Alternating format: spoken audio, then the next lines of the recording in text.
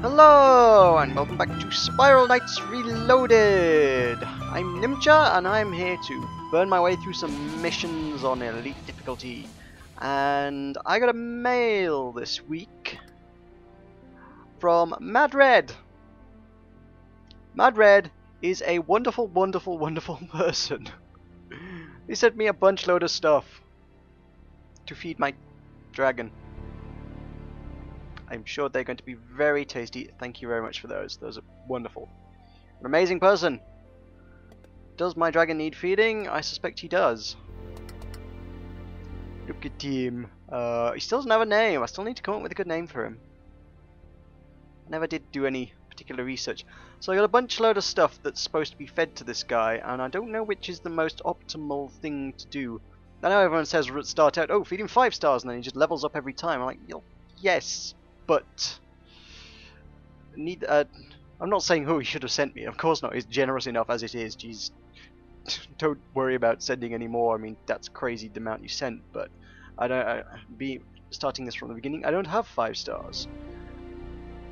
Do got some power motes, so I can level him up if I get there.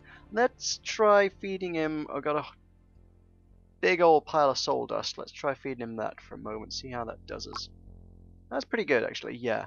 Okay, I will level up my dragon on the soul dust. And I'm pretty sure Morocco has a lot to throw my way if I were to require more of it. So, dragon level 2, he's got a skill point. Yay, level 2. Let's keep feeding him. He's not going to go up too much higher right now, but feed him. I kind of tempted to do that, but then I feel like surely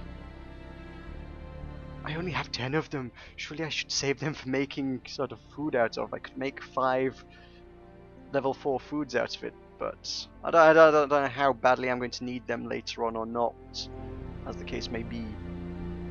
So I feel like 3 stars safer to stick with for now, and I shall do that, I guess. So we have a level 2 dragon who wants a more powerful fireball, I guess. Is this power?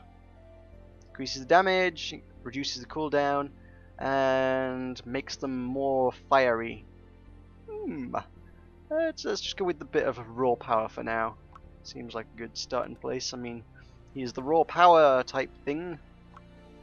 Got this heated up at the end of the last video. I never actually did get around to doing this, so this is don't need that many crystals, just need that. Heat you up. Hot Edge becomes... Ooh, that was a good one, actually. Yeah. Bonus heat and a double level up. That's alright. I'll go with that. That never works on the big items. When I've got a 5-star item that I'm trying to level up, that never happens. It's like, oh, that'll be about 100 crystals, please, and then it's 1 level up and no bonus. When I'm using the crystals that aren't worth anything on the items that aren't worth anything, it's invariably like, oh, here, have a double level up, have all the bonuses in the world. You're not going to use them for more than 5 more minutes, but, you know, have them all now. Ridiculous game. Done with it, I quit. No, wait, no. So let's start a mission. A mission seems like a good place to go, because that's what we're here to do. Can't do prestige yet.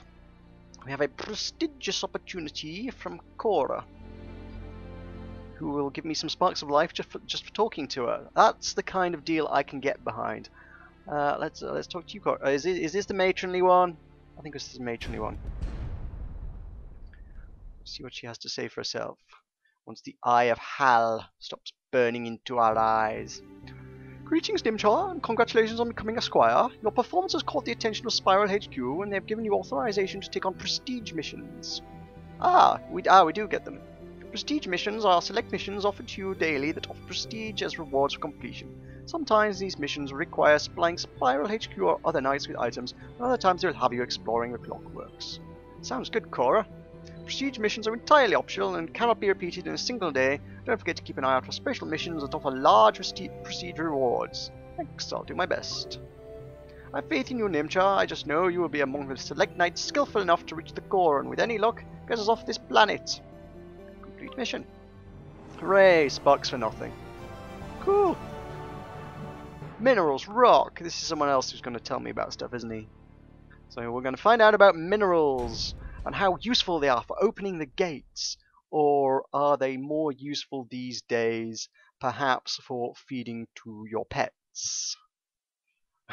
Because I don't know how many hundreds of thousands of minerals must have gone into those gates these days, and they ain't never opened the core yet. So, yeah, I think we'd rather just feed them to our pets now. Oh, I need a voice for this guy. Hello, I am Wagner, Chief Geonite of the Skylark, and Head of Geological Studies within the Clockworks. I'm here to learn about the minerals we've been assigned to collect. During your travels in the Clockworks, you will encounter 5 special minerals that we will use to power these gates: Crimsonite, Moonstone, Veilstone, Luminite, and Dark Matter. We use these minerals to power the gates in the arcade and to generate new levels to explore. You'll find ore deposits in all levels of the Clockworks, and you must attack them in order to break them down into a size you can carry. You can only pick up one at a time, but you can swap them by picking up another. Look for the biggest, shiniest one you can find. They are most valuable, or the one that your pet eats. Once you safely reach the elevator, the mineral you're carrying gets deposited in your arsenal for use later. Everyone in your party gets everyone else's minerals, so no need to fight over who gets the best one. Once you complete your expedition and return to the arcade, you need to deposit your minerals into a dormant gate. Simply approach any of the deposit boxes in front of the dormant gate and press attack to open a mineral deposit interface. Or you go to the food place and craft it into food. After opening the mineral deposit interface, simply press the auto sell button and all of your minerals will be deposited into the dormant gate, which generate levels based on the types of minerals you deposited once the gate launches. If exciting new worlds mysteriously materializing from specific minerals wasn't enough for a reason to mine the Clockworks, there's also another perk. You get paid! Birdsong Mining Company here in Haven has given full control of the arcade over to the Spiral Knights in return for unearthing the treasures within the Clockworks. Basically, we do the heavy lifting and they pay each night for every mineral deposited into a gate. So in short, delve into the Clockworks, collect minerals, deposit them to build new worlds, and get paid for doing it. Sounds great. Thanks for the info. Woo! I got a bomb.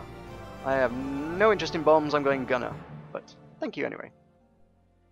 So do we get to the fighty stuff now? Are we going fighting? Is this the thing we're going to do? I think it is. Alien Ooze. We're going to rescue the field research team from a lichen colony in order for orbs of alchemy, a bunch of recipes which are fire resist. Don't know why that's on advanced. It should be elite. Let's go! So I got, hang on, I got some anti-slime gear that probably is worth equipping at this stage actually, because I completely failed to do so last time I went up against slimes. So maybe I should do that now. Let's have a look-see through my stuffs. Got some luminite. I could make some food out of that. No, I couldn't. There was only... What was there? There was 4 crimsonite, not quite. So my sword.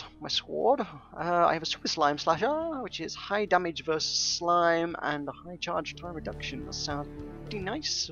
Versus my hot edge, which is predominantly a construct type deal, really. I mean, it inflicts fire, which is cool, but it is a construct deal, really. It's kind of the upgrade to the Robo Wrecker, isn't it? And I got a big Beast Basher, which doesn't even have. Oh man, it doesn't even have a UV on it. Who wants gear that doesn't have UVs on it? Anyway, Super Slime Slasher sounds like the tool for me. Go into combat with a shovel, and I'm kind of liking the Frost Gun. That'll do me okay as well. Ooh, while we're on the old thing, I did spot that that's heated up and probably worth leveling up. So let's see what we can do. That doesn't do anything, does it? Nope. Always worth double check. So, nothing. Is there anything else? Oh, there we go. Oh, they can all go. Oh, like Christ. Okay, yeah, sure, right. Cyclops Cap. Great. Go Cyclops Cap. Got a whole load of stuff that needs doing. Okay, that's level 5. Flak Jacket. Oh, I'm out of crystals. Oh, it's guaranteed level up anyway. I've got 1 crystal that can go on either my shield or my jacket. Am I still wearing that jacket? I thought I got a different jacket. Have I not got another jacket? Oh, right, I've got the Vita suit, which gives me health. Is that actually an upgrade, or does it have lower defense? I'm not quite sure. I think it is an upgrade, isn't it? I should probably be wearing that. Meh. Don't think it's gonna really make or break. Okay, I should wear it, shouldn't I? Okay, fencing jacket it is. Keeping it on though. This flak jacket. My costume now. Yeah, see that looks stupid. I wouldn't want to walk around dressed like that. Well, that's the awful thing about most MMOs, especially at the stage before they get to sort of adding cosmetics. They give you a really nice costume to start out with. You create your character, and you're like, I like that. My character looks good at the character creation screen. And then they give you a tiny little upgrade, and it looks like ass. I was like, oh man, it's just grey and bland. And I had a pretty one. I had my golden purple thing going on, and then they gave me an upgrade which was grey. And now I gotta wear that. And I'm going to be wearing grey until they give me some silly stuff that looks ridiculous and mismatched mid-game, and then maybe by the time I reach end-game I'll have something that looks kind of nice. So it always goes down.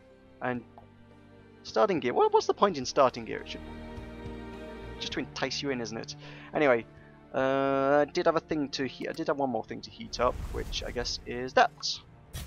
I don't know why I crossed my fingers for a moment there, thinking it would be something interesting. There was no chance of that ever being anything interesting. I didn't spend enough crystals. Hey ho, we're going down. Let's make a move. Let's onwards into the alien ooze. What's so alien about it? I thought the slimes inhabited the planets. I thought they were a part of the ecosystem. I didn't think they were particularly alien or anything. Am I totally wrong on the origins of the slimes? Do we know where the slimes come from? Well, there's so little explained about this game. There's a lot of sort of theories flying about how it's sort of a mishmash of lots of planets or something. I don't see how that wouldn't create an automated planet, but I don't know. Sort of, it wouldn't create the like clockworks that make things go, well, you know, clockwork. So. It's not critting. It's not a critical weapon, but I guess I'll do the job. I was not stood on that, seriously. Okay, I was the second time, but first time around I was not stood on that. Get out of town. So, we kitted them all out with healers because they're nasty like that. Thanks, 3 rings. There is a if you are familiar with the artist who makes, oh, hang on, which order do I have to hit them here? That one. Yes. Some of those are like tricksy. If you hit the wrong thing, you don't get the loot. Yeah, if you're familiar with the lead artist, if you have ever checked out the Spiral Knight credits, you should have done. You should at least check out who is responsible for making the product that you enjoy. I always sit through the end credits, and I think you can just get them by. Is it there? Yeah, there he is. Ian McConville, lead artist. Right there. It's pretty easy to check out. That's a surprisingly small team for an MMO as well. I'm always astonished by that. It's like, how many? Oh, hang on, not the time. I was like 8 or 9 people. Seriously. An entire MMO made by like 8 people. That's ridiculous. Compare that to how many people work on, I don't know, pick an MMO, World of Warcraft. You know, WildStar. WildStar's a good one, big team. Anything made by Sony, Sony, you know, your Pirates of the Burning Sea. That's an obscure example, isn't it? EverQuest, you've heard of EverQuest. Those are all going to be big teams. This is like very few people. So anyway, yeah, Ian McConville, lead artist. He runs a webcomic called 3 Panel Soul, which is quite entertaining and you should check it out. Although he has recently had a baby, so the last few comics are all just baby stuff. If you're not a fan of baby stuff, stay away. But go through the archives, there's like a few years worth of content there, and it's all really great stuff. And there's a few occasional Spiral Knights bits from around the time the game launched. It's sort of tailed off. Occasionally he does bits of like art of his character from time to time in lieu of a proper actual comic, which is kind of nice because being a Spiral Knights fan, I'm like, ooh, Spiral Knights art made by the lead artist. It looks nice. Yeah, so if you go check that out, there's some stuff from back around launch, and one of his colleagues talking to him in the office, and he accidentally picks up Ian's mug that he's drinking out of, and he's like, oh my god, it's all salty. He's like, Ian, are you drinking the tears of the players? It's in reference to the friggin' Menders. Because I think they may have been nerfed, but I guess early on the Menders were one of the most hated mobs in the game, and people were properly raging about them. And Ian just like picks up the mug and goes, salty. So yeah, they do keep adding things that make the game easier. It's like, is it heading down the route of, you know, the criticism that World of Warcraft always gets, that it's getting friendly for the noobs and it was better when it was more challenging. I don't know, I'm crap at this game, so anyway, I'd rather it were easy mode. So yeah, I'm okay with them adding pets to actually heal me and do extra damage. And speaking of doing extra damage, why am I not shooting you with a fireball in the face? Because it does nothing, that's why. The fireballs, it does nothing. And I wish I could interrupt these guys more frequently than... which is more reliable at interrupting them. Normally, sometimes if you hit them 3 times in a row, kind of, you know, blocks their attack. And then sometimes it just doesn't. Now, I guess the purple's bigger, but I guess my pet eats the reds, so... Suddenly this has become a hard decision to make, Crystals. It used to be just grab the big one, but, you know, now it's like, if I get that, I could theoretically trade with other people for other things, but, meh. I'm going to be completely self-serving and uninterested in colluding with other folks. There should be no collusions around here. It's a collusion-free zone. I don't even know if that's the right word to use. Do people collude? Or do things collude? Can you collude with a person? See, it's a good word. I like it at any rate. I shall continue to collude with things because it's a fun thing to say. Now, this has got like a bunch of major routes here. I'm actually not quite sure if I'm on the right path here. I feel like this is definitely the way forward, which means I missed a branch and I'm going to go backtrack and get that branch. Because there might be shinies and loots and cool things. Because shinies and loots and cool things are cool, man. I think this is just a loot path, isn't it? No, oh no, oh, hello. Check that, that is the way forward, right. Oh, and long gone are the days where I could just open this with mist energy. Interesting. So now it's a bit of a gamble. Do I open the... Oh, Christ, it's a level 2 locked door. There's not going to be anything of interest behind there. No, I'm not going to open it. There's no chance whatsoever that's going to have... The chances of it having like a token are going to be really, really minimal. And it's just going to be a slightly higher than the usual amount of heat and crowns. Really, at this level, that's all I'm gonna actually see from that. Oh Jesus, that guy, God, that guy takes out your armor pretty quick. Get fireballed, boom! Seriously, my God, the dragon does less damage than one sword swing of mine. It's like I have to stop and aim the dang thing. It'd be easier just to hit them in the face with a shovel. Why have a dragon? I was warned about this. Someone said, oh, the dragons don't do that much damage. I didn't listen. I wanted a dragon, man. Oh, I should name it Charizard. I'm kind of tempted to. Although, again, I would like something a little more original. So, I don't know. I'm not big on the sort of stock standard names. I like a bit of originality in the characters. Even if I say that, even as I rip them from other sources. But I tend to rip them from the sources that nobody else has ever bothered looking at. Like I say, obscure author gives me my characters' names. Well, not that obscure. If you read a lot of sci-fi, you've probably heard of him, but... so he's not, like, up there with Isaac Asimov or anything. Well, he is to me in terms of quality, because I think he's a bloody good writer, but most people probably wouldn't consider him. Yeah. He's not sort of... big names of sci-fi. If I stole a character name from like Isaac Asimov or Arthur C. Clarke or someone, you know, people are going, oh, yeah, I recognise that. If I steal a name from Alistair Reynolds, everyone's like, I'm sorry, what? Oh no, I've never heard of him. Oh, you have to be pretty into your sci-fi. You have to be into your new space opera, I would have said, to like us Reynolds. Ooh, incidentally, new book coming out this month. Seriously, check that out.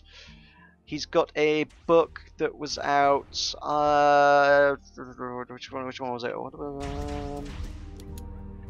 Was it last year or was it this? I can't remember which. I can't remember what he's published when. The last one was Blue Remembered Earth, which I think is to be the name of the series, the Blue Remembered Earth series. Which the first book of that, I can't for the life of me remember if I. Yeah, I was definitely reading that at PAX last year, so it must have launched sort of early 2012, I guess, that book came out. It's sort of interesting view of the future where everyone ends up using up all the resources and overpopulating the world and goes to war. I probably explained this before, but I'm going to do it again because I like the author. And at the end of it, about 100 years later, sort of Africa turns out to be the dominant superpower because at that point, obviously, energy crises all gone and past, and we had to deal with it. Somehow humanity's come out of it unscathed, and I guess at that point Africa becomes the one with the most resources, insofar as I guess they've got like solar power, more solar power and stuff, so they've got power to export to the countries that are cold and damp like Britain.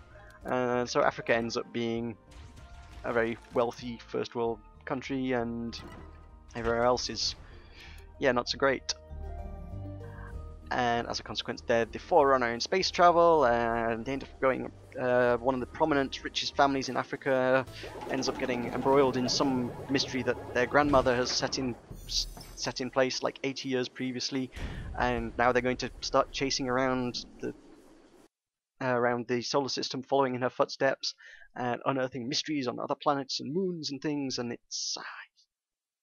yeah, that's really good.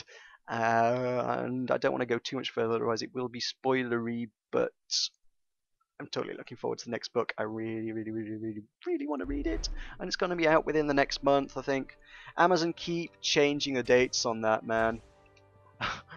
the amount of notifications I've had from Amazon within the last month saying, oh, this book's going to be out on the 29th of September. Oh wait, it's actually going to be out on the 12th of September. Oh no, it's actually going to be out on the 1st of September. No, it's back to the 23rd of September. Like, what? Make your minds up, seriously. What day is it? It's not far away at this stage, so surely it would be a good idea to have a reasonable idea of when it's going to be finished. I mean, the damn thing's going to be printed before you can sell it, so if it ain't finished, it's got to be really soon before they start going to print, you know, with it, in order to actually get the dang thing out the door and sell it. I don't know. I don't know much about publishing. I've not worked in publishing. I've no idea how quick a turnaround you can get on a book from, you know, finished copy to actually being able to sell it. It might be quicker than I expect. I just feel like it should be longer. I don't know. I've never written a book. I don't particularly plan on doing so, so it's probably something I shall never find out about. And never mind. Never mind. And I'm being chased by slimes, man. Big slimes. Ow! Good job there's a heart there. Right in the kisser. Okay, so we've got some of the big guys now. And do they spawn more slimes when I... Yep, they do. Should probably not release the other guy until I've, you know... You know what would be interesting? Oh, it's not going to form one, isn't it? I was hoping it would form one of the giant slimes. Not entirely certain what they are called. I know what the sort of different flavoured ones are. Like the poison ones, like a Toxilago. For some reason, I actually somehow I know the name of the sleep one. Not the sleep one even is even in the game. The sleep status giant slime is a Slumbago. I think. Am I right in thinking the big one's actually got a really boring name? Is it just like a giant lichen colony or something? Or it doesn't actually have a cool name? I don't know. You have to check the wiki on that one. Should be some sort of Argo. If I'm fighting Argos, does that make me an Argonaut? My following Jason around, going on epic adventures done in claymation. I don't make many claymation games. There are a few out there, and I know one of them's the Dream Machine. I know. Do you know Will or Scribble or whatever the heck, or whatever various names he's gone by under Button Mash? I don't remember if I ever done a video with him. No, again, that was the first Dauntless Delver video I did with him. I've never worked with him since on a video. I really need to get him back into the game and do another Dauntless Delver with him. Yeah, he did a review back when we were doing writing on the Dream Machine. He recommended that. I never actually did get around to checking it out. It's something I probably should do. Claymation seems like it would be an interesting one. They're both useless to me, and that one's bigger. Ooh, there's more up ahead. They're hopefully big ones. Yeah, well, I'm gonna let them. Yeah, I know. I splattered it. Damn it! I want to let these guys form up because just for the lulz, mate. Mostly, I want to fight one of the big slimes. You come over here. This is not gonna happen, is it? They're just gonna form a spiky. That's gonna be nope, not even that. It's just gonna be a big lichen. That's all I got. Big lichen. Damn it! Fine, I'll go at you with my slime slasher. And I can't interrupt. You can't just. Slime's difficult to interrupt, man. If I hit something 3 times, I just expect that it's not going to be able to hit me back. There are some mobs that works quite reliably on, and then others that it doesn't. Actually, tell you what, I've kind of noticed that it's less reliable when you're on elite. So maybe that's one of the changes. Rather than things just straight up being bullet sponges or sword sponges or whatever, you know. Maybe it's just a matter of stuff acts differently, stuff reacts differently. It does not get knocked back and stuff like that. Oh my god, I'm carrying a 2, am I? It must be. Oh. It looks like a 1. It looks that's tiny. Hey slimes, let me just kill your turrets, and then I'll let you guys form up and form one big thing. That's not very big. I recognise they probably don't want to overwhelm the newbies, but there should be an ability for them to form giant ones, just to scare the pants off the newbies. That'd be hilarious. God knows that would probably have happened to me first time around as well, though, and I'd be like, oh my god, what's the giant thing? Ah, I'm never playing this game again. Which is, oh hello, that's gonna form one, yes please. It's gonna be cool. We better deal with the healer as well, though, because he's going to be a nuisance. So the minute he's just spiky, when they merge, go on, merge, there we go. That should make things a little more interesting. Just to spice things up a bit. Let's hit him with a fireball, see if we can't set him on fire. No, we cannot. That's fine. I want to set him on fire anyway. Setting people on fire is nasty, yo. Shouldn't set people on fire. So this, what happens if I got him with a slime slasher? Is he easier that way? Whoop! That's something I need to remember to do, because that's, well, it doesn't need to not be on cooldown before I attempt it, but it's quite good if he starts charging his attack, I can sort of just dodge out the way. Oh, lord. Did he break my shield? No, he didn't. Yeah, it's quite a nifty trick. I mean, the fact that you can dodge, yeah, while shielded is really nice. I really like that as a strategic maneuver to evade things. Like you can just kind of put your shield up and go, wah! So they don't get a hit in and you get away. Of course, obviously, you only get to do that, you know, once every 8 seconds. So it's not something you can just spam. It's a nice little combat maneuver. Yeah, it's good for those guys. I think I've used it a few times on Vanaduke when he's about to do his big swingy mace thing. It's pretty good for getting out from underneath the mace. He's like, oh!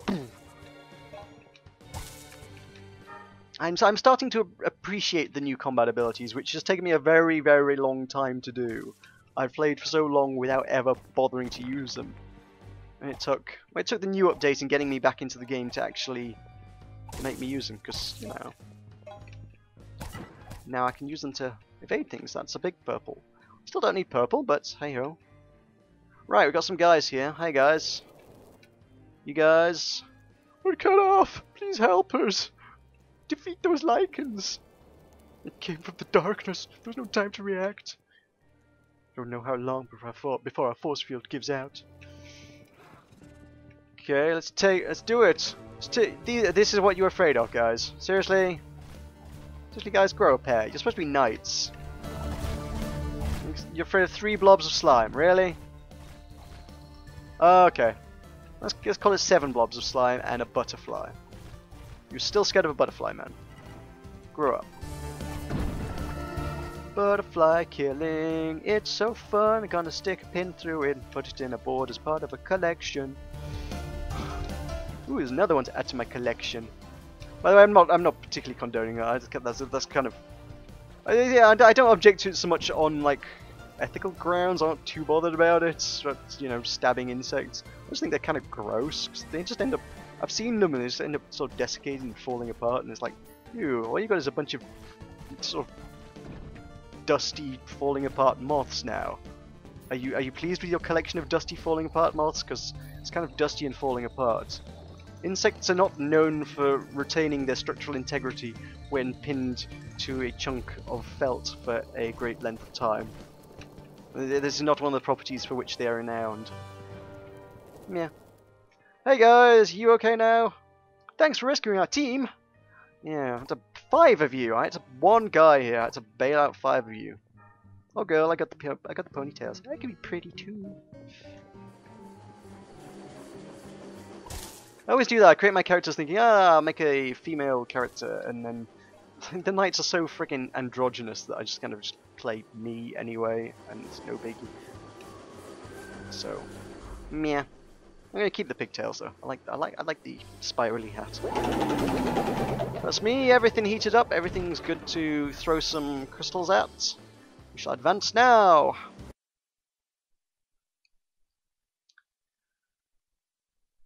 Cool. That shield probably could stand to be replaced now. I can definitely get a 1-star one, can't I? I should look at getting some 2-star stuffs. 2-star stuffs is good. And we got, oh hey, I can make some interesting things. Excellent. Make some better armor, which I do need. I do need some 1-star armor, that'd be good. Ember Break Helm. That's probably an upgrade as well, actually, isn't it? Yes. Cool, I shall have a look at doing that. But not now, I shall... at the moment, I've been trying to do almost everything in the game. Pretty much everything. I don't think there is anything I haven't done off camera. I mean, even the forging has been on camera. But sooner or later, there's going to be a lot of boring bits that need to be done off camera. And I'm wondering if sort of things like crafting and buying stuff off the auction house, I should just do behind the scenes, then come back to you sort of next week and go, hey guys, look at all my shiny new stuffs. And you're just going to have to trust that I didn't just buy everything outright. Well, I probably could just buy stuff outright on Maroka, and it would cut out a lot of the grind, really. If I just sort of went, hey guys, my main just threw some money at this character, and now my character's better, and I don't have to take 3 weeks out on this character to grind the clockworks every day. You know, it's probably a good way to do it, because it would allow the series to continue consistently.